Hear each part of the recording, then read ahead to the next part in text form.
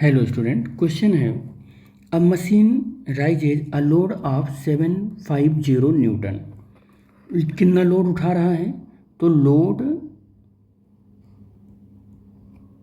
कितना उठा रहा है? 750 न्यूटन। और लोड क्या होता है? एक रेजिस्ट फोर्स होता है, और रेजिस्ट फोर्स को ही हम लोग क्या बोलते हैं? वेट। ये रेजिस्ट फोर्स उठा रहा है तो ये एक जो रेजिस्ट फोर्स है ये ग्रेविटेशनल फोर्स बनकर आ जाएगा, यानी वेट फोर्स बनकर आ जाएगा। तो हम वेट इक्वल टू 750 न्यूटन लिख सकते हैं इसको। थोड़ा वह हाइट ऑफ कितना मीटर उठा रहा है? हाइट उसकी 16 मीटर है, इतना मीटर उठा रहा है वो। कितने टाइम में उठा रहा है? तो 5 सेकंड में उठा रहा है। यहाँ देखो 5 सेकंड में उठा रहा है। कैलकुलेट करना है energy spend by the machine.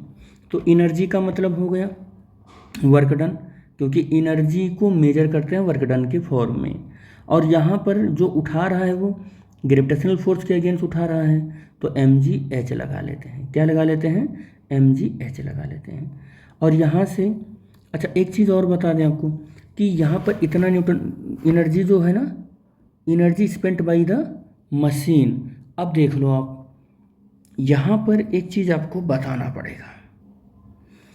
ये जो W है, ये W आप वर्क डन ना समझना, ये वेट है। मैं इसको क्या करता हूँ कि मैं वेट ही लिख देता हूँ,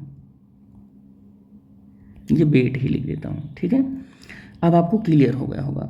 अब यही चीज़ हमें बताना था कि W mg के इक्वल होता है। W किसके इक्वल होता है? mg के इक्वल होता है।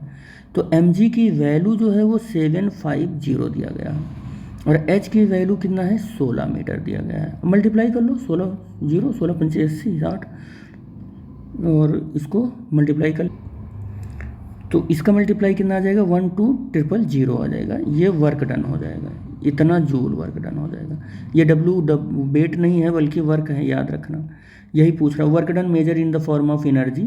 वर्क ही एनर्जी के फॉर्म में होगा, तो मैं ऐसा कह सकता हूँ कि एनर्जी कितना आ जाएगा? ये इतना जूल आ जाएगी, एनर्जी इतनी जूल आ जाएगी। ये फर्स्ट टर्म सॉल्व होगा। पावर, सेकेंड टर्म में पावर कैलकुलेट करना है। पावर क्या होता है? एनर्जी और बाई टाइम। और कह रहा है 100% इफिशियंसी है, यानी कि इस एनर्जी का कोई भी परसेंट बर्बाद ही नहीं हुआ। जब बर्बाद नहीं हुआ कोई एक भी परसेंट, तो 1 2 और 000 लगा लो। और टी की वैल्यू यहाँ कहीं पर ये 5 सेकंड गिवन है, 5 सेकंड हो जाएगा। तो 5 से इसको डिवाइड कर लो, 5 2 × 10 और 5 4 × 20 और 00 लगा लो। तो इतना क्या हो जाएगा? वाट हो जाएगा। ये कितना हो जाएगा? इतना वाट हो जाएगा पावर। तो सेकंड वाला न्यूमेरिकल भी, ये फिफ्थ वाला न्यूमेरिकल भी सॉल्व हो गया। फिफ्थ वाले न्यूमेरिकल का सेकंड पार्ट भी सॉल्व हो गया। हम लोग नेक्स्ट न्यूमेरिकल देखते हैं।